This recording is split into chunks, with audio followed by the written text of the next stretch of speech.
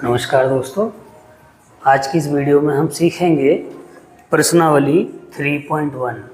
देखिए, इसका सबसे पहला सवाल है जिसमें हमसे कहा जा रहा है कि निम्नलिखित समीकरण युग्म को ग्राफी विधि से हल करना है। जिसमें आपका फर्स्ट पार्ट है, कक्षा 10 के 10 विद्यार्थियों ने एक गणित की पहेली प्रतियोगिता में भाग लिया।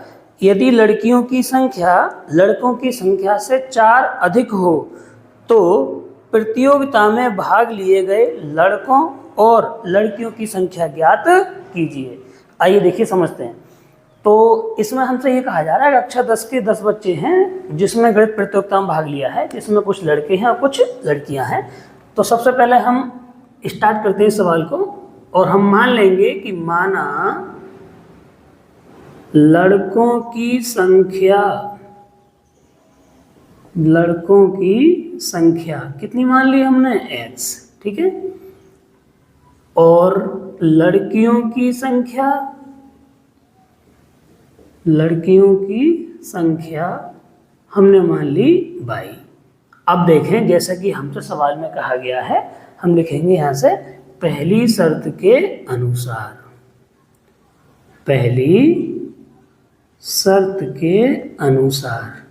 देखिए, पहली शर्त के अनुसार हमसे क्या कहा गया पहली शर्त में कि कुल बच्चे जो हैं वो कितने हैं, 10 हैं कुल विद्यार्थी। तो स्कूल में कुल विद्यार्थी कितने हैं, 10, जिसमें लड़के और लड़की हैं। तो हम लिख देंगे कुल विद्यार्थी बराबर 10। अरे भाई, जो प्रतियोगिता में भाग लिए हैं वो 10 बच्चे भाग लिए हैं, तो जिसमें लड़के और लड़की दोनों तो हैं। तो इसका मतलब क्या हुआ, लड़कों की संख्या प्लस लड़कियों की संख्या मिला के कितना है, 10। ये बन गई हमारी पहली समीकरण। अब हम लिखेंगे दूसरी शर्त के अनुसार। अब आप ध्यान से देखेंगे दूसरी शर्त में हमसे क्या कहा गया है। दूसरी शर्त में हमसे क्या कहा गया है कि जो लड़कियों की संख्या है वो लड़कों की संख्या से 4 कितनी है, ज़्यादा है। अर्थात लड़कियां ज़्यादा हैं किनसे, लड़कों से, वो भी कितनी, 4। देखिए, y हमने लड़कियां मानी है, x हमने लड़के माने हैं, तो कौन ज़्यादा है, y। ऐसे मान के चलिए तराजू पर रखा हुआ है, इधर का मान अगर ज़्यादा है और हमें बराबर करना है तो हमें क्या करना पड़ेगा, या तो इधर से कम करना पड़ेगा या इधर से जोड़ना पड़ेगा। तो अब देखिए, लड़कियां ज़्यादा हैं 4, तो हमारे यहाँ पे काम में या तो हम इधर से 4 कम कर दें या हम 4 क्या कर दें, उधर बढ़ा दें। तो हमने 4 उधर बढ़ा दिए, ये बन गई हमारी समीकरण नंबर 2। अब देखिए, अब इस सवाल में हमसे इसका जो आंसर मांगा जा रहा है वो ग्राफी विधि से मांगा जा रहा है। तो ग्राफी विधि को सॉल्व करने के लिए सबसे पहले हमें टेबल बनानी होती है दोनों समीकरणों से। और वो देखिए, मैं आपको इधर सिखाता हूँ, ध्यान से देखेंगे। तो समीकरण 1 हमारी यही तो लिखी हुई है, x + y बराबर 10। यहाँ से किसी एक का मान बाहर निकाल लीजिए। मान लीजिए मैंने x का मान निकाल लिया, तो यहाँ से बचेगा 10 - y। इसके बाद एक टेबल बनाते हैं जिससे हम बिंदु पता लगा सकें, और उन बिंदुओं की सहायता से ही हम फिर बाद में क्या बनाते हैं, ग्राफ बनाते हैं। आइए देखिए समझते हैं कैसे। आप इतना जानते ही हैं कि बिंदु जब हम बनाते हैं तो उसमें हमें x का मान पहले रखना होता है, y का मान बाद में। तो यहाँ से हमने x का मान अभी तुम्हारे सामने कितना निकाला है, 10 - y।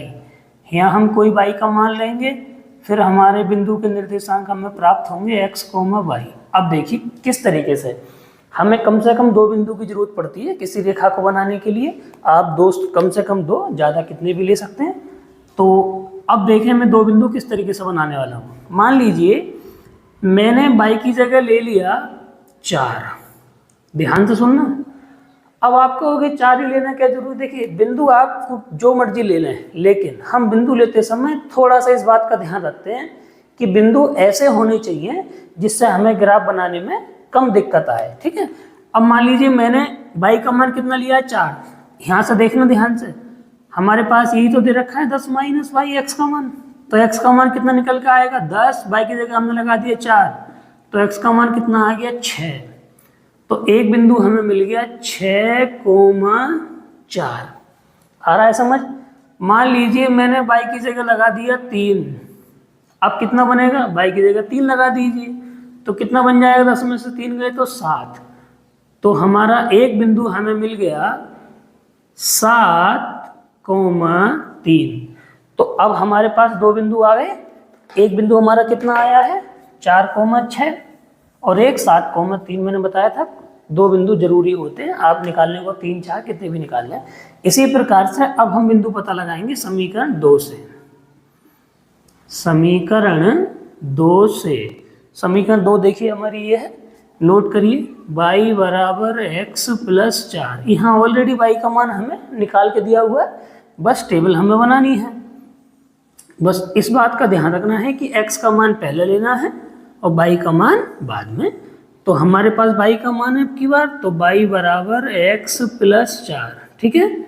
और x का कोई मान लगाते रहेंगे, बाद में हमारे बिंदु बन जाएंगे एक किसके रूप में, x, y के रूप में। ध्यान से देखें, मान लीजिए मैंने x का मान, देखो मैं आपको फिर बता दूं, आप मान चाहे जो लें, लेकिन मान हम ऐसा लेते जिससे कि हमें ग्राफ बनाने में थोड़ी कम दिक्कत का सामना करना पड़े। सपोज करिए मैंने यहाँ से x का मान ले लिया 1, ले लिया, y का मान मेरा कितना तैयार है x प्लस 4, तो y का मान मेरा x 1 लगाया, y 4 है ही, तो कितना निकल के आएगा का मान 5। तो ये यहाँ से बिंदु बन गया 1,5, क्योंकि हमें पता है निर्देशांक बनाते समय x का मान y का मान इस तरीके से लिया जाता है। अब देखिए मान लीजिए x की जगह मैं यहाँ से ले लेता हूँ, आप जो मर्जी ले लें, मान लीजिए मैंने 2 ले लिया, तो कितना बन जाएगा, यहाँ से आप 2 लगाएंगे तो 2 प्लस 4 कितना हो जाएगा 6। तो एक बिंदु हमें मिल गया 2,6, ठीक है। अब देखो हमारे दोनों समीकरणों से बिंदु प्राप्त हो गए। अब हमें बनाना है इसका ग्राफ। अब हम बनाते हैं इसमें ग्राफ। देखिए आप ग्राफ शायद थोड़ा बहुत जानते भी हैं, वैसे कायदे में ग्राफ का एक पेपर भी आता है, और कभी अगर जरूरत पड़ेगी तो किसी वीडियो में मैं ग्राफ पेपर पर भी आपको बना के दिखा दूंगा। फिलहाल हम डायरेक्ट सीख रहे हैं ना। ग्राफ बनाने के बाद देखिए इधर को हमारा x का मान प्लस में रहता है, इधर x का मान माइनस में, ऊपर y प्लस और नीचे y माइनस। हमें दिख रहा है हमारा हाईएस्ट नंबर 7 तक है, तो हमने ये 1-1 सेंटीमीटर की दूरी पर आप इन्हें बना लेना। 1 2 3 4 5 6 7, उधर -1 -2, ऐसे ऊपर 1 2 3 प्लस और इधर सब माइनस। अब देखें सबसे पहले हम समीकरण नंबर 1 से रेखा अपनी बनाएंगे। देखिए कैसे, समीकरण नंबर 1 हमारी थी x प्लस y बराबर 10, ठीक, जिसमें से हमने दो बिंदु निकाले थे, एक 6,4 एक 7,3। तो देखिए कहाँ ये बिंदु हमारे बनेंगे, 6,4 यानी x पे 6 और y पे कितना 4। जब तुम इन दोनों की सीध में आगे बढ़ाओगे तो 6,4 यहाँ से, देखिए मैं यहाँ बिना किसी उसके बना रहा हूँ, जब अपनी कॉपी में बनाएंगे आप तो पैमाने की सीध मिला के भी आप देख सकते हैं, या ग्राफ पेपर पे बना सकते हो, कोई दिक्कत नहीं आती। तो यहाँ से 6 और यहाँ से कितना 4, तो ये हमें बिंदु मिल गया ये 6,4। अगला बिंदु है 7,3, ठीक है। यहाँ से x, देखिए ग्राफ बनाते समय दोबारा आपको बता दूं, पहला जो मान होता है वो x का होता है, बाद वाला जो मान होता है वो y का। इस तरीके से बनाते समय ध्यान रखें आप। तो 7,3, तो x पे से 7 की सीध और y पे से कितने की 3 की, तो लगभग यहाँ पे आएगा ये। तो देखिए ये था हमारा 6,4 पहला बिंदु, और ये कितना बन गया 7,3। अब पैमाना लेके आप इन दोनों को मिला देना है, ठीक है। कहाँ से गुजरे हैं ये नहीं देखना है आपको, सिर्फ इन्हें सीध मिलाते हुए इन्हें क्या करते हैं आप, मिला दें।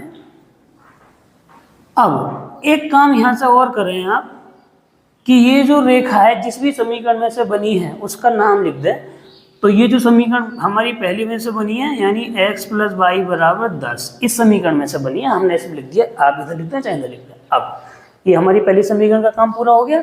अब हम देखेंगे समीकरण नंबर 2। समीकरण 2 देखो हमारी ये थी। अब इसका हमने जो पहला बिंदु लिया था वो कितना लिया था 1,5। 1,5 देखें 1,5 यहाँ बनेगा 1,5। अगला कितना है 2,6 यानी 2,6 लगभग यहाँ बनेगा 2,6, ठीक है, इस तरह से। तो ये था हमारा 1,5 और 2,6। आप बिंदु कोई से भी ले सकते हैं, मैं आपको पहले ही बताया था फिर बता दूं। लेकिन बिंदु लेते समय इस बात का ध्यान रखें कि ग्राफ बनाने में सुविधा रहे। पता लगे आपने 10, 12 ऐसा ले लिया तो फिर बिंदु ग्राफ हमारा उतना बड़ा बनेगा, दिक्कत आएगी, है ना। ठीक है, इन्हें मिलाइए, तो इनको जब आप मिलाओगे पैमाने के साथ तो इस तरीके से ये आगे बढ़ेंगे, इस तरीके से आगे बढ़ेंगे। तो ये हमारी समीकरण नंबर 2 में से बना है। समीकरण 2 हमारी कितनी है, y बराबर x + 4। इतना काम करने के बाद अब देखिए बहुत ध्यान से कि ग्राफ विधि से आंसर हम निकालते कैसे हैं। हम ये देखते हैं कि दोनों जो रेखाएं हमने बनाई हैं वो किस बिंदु पर एक दूसरे को काट रही हैं, अर्थात एक दूसरे को कौन से बिंदु पर प्रतिच्छेद कर रही हैं। तो हमें दिख रहा है दोनों रेखाएं इस बिंदु पर प्रतिच्छेद कर रही हैं। अब ये बिंदु हमारा है कितना, आप सीध मिला के देखेंगे तो यहाँ से कितनी की सीध मिल रही है, 3। तो x पैसे मिली 3 की सीध और y पैसे कितने की, 7 की। तो हम समझ गए कि जो हमारा बिंदु है जिस पे दोनों रेखाएं काट रही हैं वो है 3,7। और आप जानते हैं कि जो पहला मान होता है वो x का होता है, यानी x का मान यहाँ से कितना मिला, 3, और y का मान कितना मिला, 7। अब आप अपने सवाल पे वापस आइए, जो हमने सवाल शुरू किया था। x का मान 3 है तुम्हारे सामने, y का मान 7 है, तो हम कैसे लिखेंगे, देखिए ध्यान से फाइनल आंसर। अब हमें पता लग गया कि x का मान हमारा कितना आ गया, 3, और y का मान 7। कहाँ से पता लगा, प्रतिच्छेद बिंदु देख के। इसका मतलब कि जो हमारे लड़कों की संख्या है, तो लड़के हमने कितने माने थे, x, और x का मान कितना आया है, 3। लड़कियां हमने मानी थी y, लड़कियां कितनी मानी थी, y, और y का मान कितना आया है, 7। तो ये आ गया आपका आंसर। इसका मतलब उस प्रतियोगिता में जो लड़के थे वो 3 थे और लड़कियां थी वो 7 थी। ये था हमारा क्वेश्चन नंबर 1। अब हम देखते हैं इसका सेकंड पार्ट। देखिए सेकंड पार्ट में हमसे कहा जा रहा है कि 5 पेंसिल और 7 कलमों का मूल्य 50 रुपये है, जबकि 7 पेंसिल और 5 कलमों का मूल्य 46 रुपये है।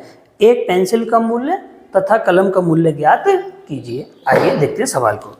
तो सबसे पहले हमने मान लिया कि माना एक पेंसिल का जो मूल्य है वो x रुपये है और एक कलम का मूल्य कितना है, y रुपये। कलम जो है पेन को कहा जाता है, पेन को क्या कहते हैं, कलम। ठीक है, तो पहली शर्त में देखिए क्या कहा गया है, 5 पेंसिल और 7 कलम का मूल्य कितना है, 50 रुपये। तो देखिए हम समझ कैसे बनाइए, 5 गुणा पेंसिल का मूल्य कितना x प्लस 7 गुणा कलम का मूल्य कितना y बराबर कितने, 50 रुपये। तो समीकरण हमारी बन गई 5x प्लस 7y बराबर 50। ठीक, अब देखो शर्त नंबर 2। दूसरी शर्त में हमसे कहा गया है 7 पेंसिल और 5 कलम का मूल्य कितना है, 46 रुपये। ध्यान से देखेंगे तो यहाँ से बन जाएगा 7 गुणा पेंसिल का मूल्य कितना x प्लस 5 गुणा कलम का मूल्य कितना y बराबर 46। तो ये बन गया 7x प्लस 5y बराबर 46। अब ये दोनों समीकरण हमारी बन गई। दोनों को हमें ग्राफ की विधि से ही क्या करना है, सॉल्व करना है। चलिए सीखिए। तो ग्राफ की विधि सॉल्व करने के लिए हमें क्या करना पड़ेंगे, बिंदु पता लगाने पड़ेंगे। तो सबसे पहले समीकरण नंबर 1 से देखें, 5x प्लस 7y बराबर 50, यही है। तो देखिए 5x अपनी जगह, 7y हमने उधर कर दिया माइनस का, तो x का मान आ गया 50 माइनस 7y बटे 5। अब यहाँ से मान किस तरह से हम लगा रहे हैं, मान हम कुछ भी लगा लें, लेकिन मान ऐसे आप लगाइए जिससे हमें ग्राफ बनाने में सुविधा रहे। तो देखिए हमारा मान ये चल रहा है, x बराबर 50 माइनस 7y बटे 5। अब देखें हमने लगाया y की जगह 0, आप समझिए। तो y की जगह 0 लगेगा तो यहाँ 0 हो जाएगा, तो यहाँ से बचेगा 50 बटे 5, तो 5 नहीं 10। तो x का मान कितना मिल गया हमें, 10, जब हमने y की जगह क्या लगाया, 0। ठीक है, अब हम लगा रहे हैं y की जगह कितना, 5। तो देखिए 7 पंजे 35, तो कितना बचेगा यहाँ से, 15 बटे 5, तो 5 तियाँ 15। तो अब मान कितना बच गया, 3, यानी यहाँ से बिंदु मिल गया 3,5 और यहाँ से कितना मिला था, 10,0। इसी तरह से अब हम बिंदु कौन सी में से निकालेंगे, समीकरण नंबर 2 में से।